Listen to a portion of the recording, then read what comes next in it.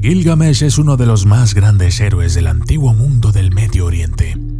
La epopeya que lleva su nombre se ha convertido en una de las mayores obras literarias de todos los tiempos.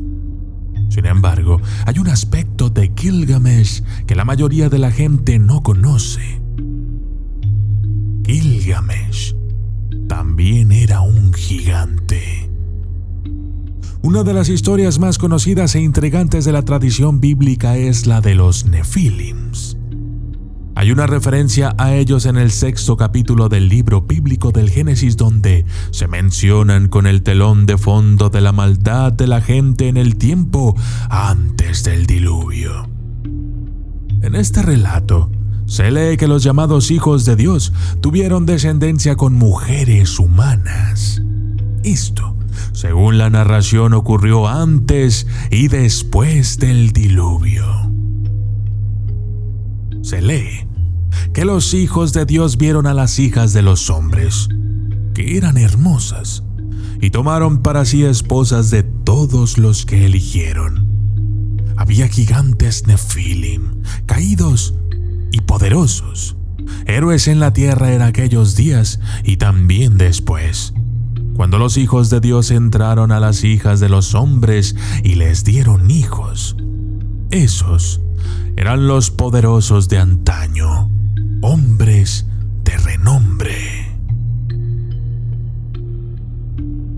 Según este relato bíblico, los seres que engendraron hijos con mujeres humanas fueron llamados hijos de Dios, que se refiere a los seres angelicales, por lo que la expresión también se traduce como ángeles en la Septuaginta, la traducción griega de la Biblia hebrea hecha durante los siglos III y II a.C. Pero no solo eso, sino que al parecer Gilgamesh también está relacionado con la palabra Anuna o Anunnaki, que significa hijos o semilla de un príncipe, siendo este el padre de los dioses. En la tradición bíblica, la antigua designación semítica de hijos de Dios parece referirse a los ángeles presentes en la tierra, los llamados ángeles caídos, de los cuales sus descendientes terrenales eran vistos como gigantes o como los Nefilim. Yo soy el documentalista y esto es Gilgamesh, el poderoso Nefilim. Desde las sombras hasta la luz, desde el misterio y la intriga, tocando temas tabú. Y descubrí en medio de la terquedad que existen mundos paralelos. Y a través de mis errores conocí la humildad, haciendo un pacto con el cielo. Yo soy el documentalista. Los Nefilim.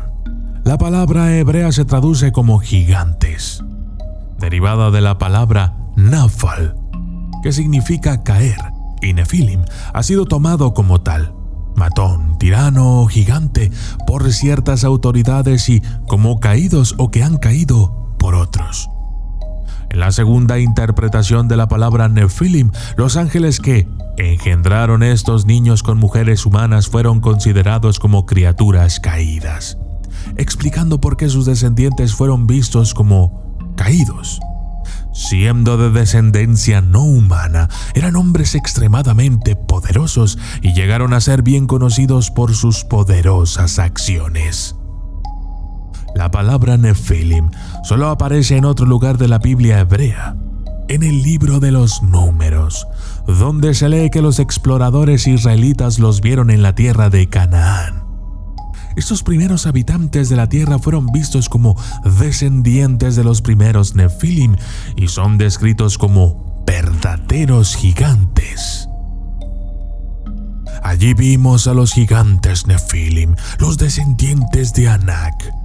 Vinieron de los gigantes Gibor, y nosotros éramos como saltamontes a nuestra vista, y así estábamos a su vista. En esta segunda mención de los llamados gigantes se usa otra palabra hebrea, Gibor, que significa algo parecido a Nefilim, es decir, poderoso, guerrero, tirano, gigante. Y es así que a través de los tiempos los estudiosos bíblicos siempre han estado perplejos y desconcertados por estos seres llamados Nefilim. Pero, ¿quiénes eran en realidad? ¿Por qué fueron descritos en estos términos? ¿Y dónde se originó la historia sobre ellos? Aunque el término Nefilim ha sido estudiado a menudo exclusivamente en el texto de la tradición bíblica, no hay duda de que su historia se remonta a una época muy anterior a la escritura de la Biblia. Gilgamesh, rey de Uruk. Fascinantemente, esta historia también se encuentra en los antiguos textos sumerios, que son mucho más antiguos que la Biblia. Al escudriñar y peinar estos textos, se descubre este tema en las antiguas historias de Gilgamesh. Aquí, sin embargo, la historia se sitúa en el periodo postdiluviano, con Gilgamesh siendo mencionado como un rey que pertenecía a la realeza. Lo que es interesante sobre Gilgamesh es que de hecho es mencionado en la tradición hebrea posterior como uno de los gigantes, es decir, como uno de los Nefilim. Gilgamesh es uno de los pocos personajes de la historia antigua que ha sido identificado como un gigante Nefilim en la tradición hebrea posterior. En el libro de los gigantes, encontrado entre los pergaminos descubiertos en Qumran, cerca del Mar Muerto.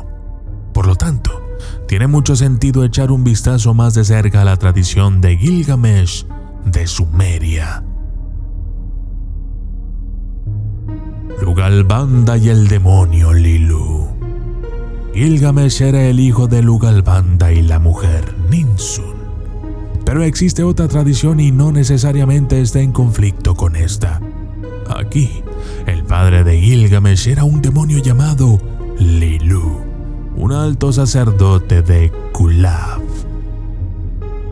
El pueblo creía que el sumo sacerdote estaba poseído por un espíritu, un demonio o un dios, que luego produciría un hijo con la suma sacerdotisa. El demonio Lilu, mencionado en el texto, podría haber sido, por lo tanto, un espíritu demoníaco, aunque este tipo de espíritu se consideraba maligno. Un malvado espíritu vampiro masculino que buscaba pareja en épocas posteriores. No era necesariamente el caso en la tradición original, especialmente cuando el vástago de este espíritu, Gilgamesh, era un gran héroe. En los hieros gamos se deduce que estos espíritus o dioses, a través de las acciones de los sumos sacerdotes, engendraron hijos con las hijas de los hombres. En resumen, Gilgamesh es hijo de un demonio y esto tiene sentido absoluto, ya que Lugalbanda es reconocido como el primer chamán.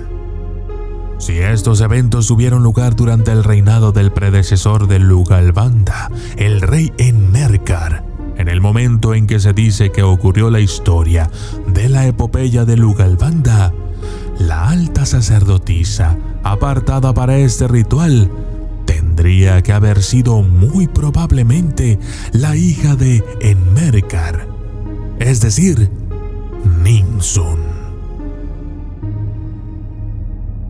Gilgamesh, hijo de un hombre oscuro. Existe otra versión de la historia del nacimiento de Gilgamesh y, aunque es muy posterior, está claramente basada en la auténtica tradición sumeria. De acuerdo con Claudio Aeliano, así es como se desarrollaron los eventos. Un águila acogió a un bebé cuando Enmerkar era rey de Babilonia. Los caldeos predijeron que el hijo nacido de su hija le arrebataría el reino a su abuelo. Esto lo asustó y le puso la más estricta vigilancia. Por todo ello, como el destino era más inteligente que el rey de Babilonia, la niña se convirtió en madre, quedando embarazada de un hombre oscuro. Así es que los guardias, por miedo al rey, arrojaron al hijo de la ciudadela, pues ahí era donde estaba encarcelado. Una águila vio con sus ojos penetrantes al niño mientras caía, y antes de que cayera a la tierra, voló debajo de él. Lo puso sobre su espalda y lo llevó a un jardín y lo dejó con el mayor cuidado. Pero cuando el guardián de aquel lugar vio al hermoso bebé, se enamoró de él y lo cuidó. Y lo llamó Gilgamesh, y se convirtió en el rey de Babilonia. Aquí, el hombre oscuro es el demonio Lilú, y la referencia al águila también es interesante, ya que es el mismo pájaro que se asocia con Lugalbanda. Otra sorprendente correspondencia con la temprana tradición sumeria sobre Gilgamesh es que fue criado en secreto. Según esto, Gilgamesh fue llevado de niño por su propia seguridad a Aka, hijo de Enmebarajesi, el rey de la ciudad de Kish, al norte de Sumeria. Está claro que la historia de Gilgamesh muestra un asombroso parecido con la historia de los Nefilim en el libro del Génesis. Esta es de hecho la única narración sumeria en la que el relato bíblico podría haberse basado. No solo explica a los hijos de Dios, que se correlacionan con la Anuna en la tradición sumeria, sino también cómo los antiguos entendían que habían engendrado hijos con las hijas de los hombres, la progenie de los dioses caídos entre los hijos de Dios. Entonces, ¿Gilgamesh era un gigante? ¿Pero qué hay de los llamados gigantes? ¿Cómo se debe mirar y entender esta parte de la tradición bíblica? Según la tradición sumeria, Gilgamesh era, de hecho, un gigante de 7 codos, es decir, un gigante de 3,5 metros de altura. Las diversas características asociadas con los Nefilim son obviamente observables en la persona de Gilgamesh. No solo fue un gran héroe, sino que también se le describe como un matón que dominaba las competiciones en las que participaban los jóvenes de Uruk. Se le atribuyen grandes y poderosas hazañas en la epopeya de Gilgamesh. Él fue, como se lee en la tradición bíblica, un poderoso héroe que fue famoso en la antigüedad.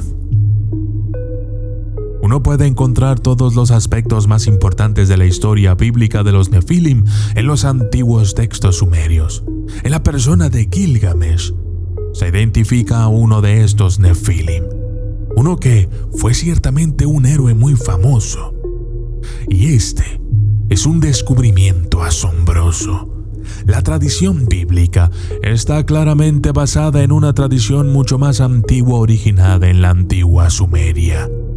Se puede decir con seguridad que el origen de la tradición de los Nefilim, con Gilgamesh siendo el arquetipo de los Nefilim, ha sido revelado. Y yo soy el documentalista. Y esto fue Gilgamesh, el poderoso Nefilim.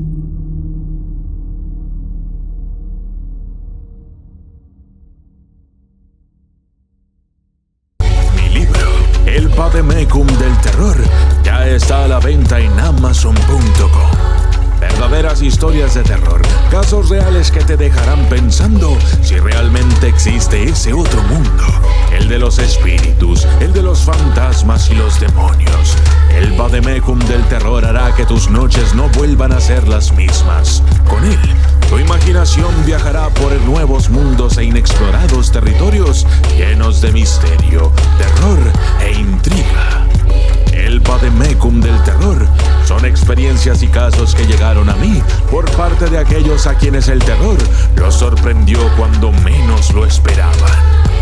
Yo soy el documentalista y esto es el Vademecum del terror.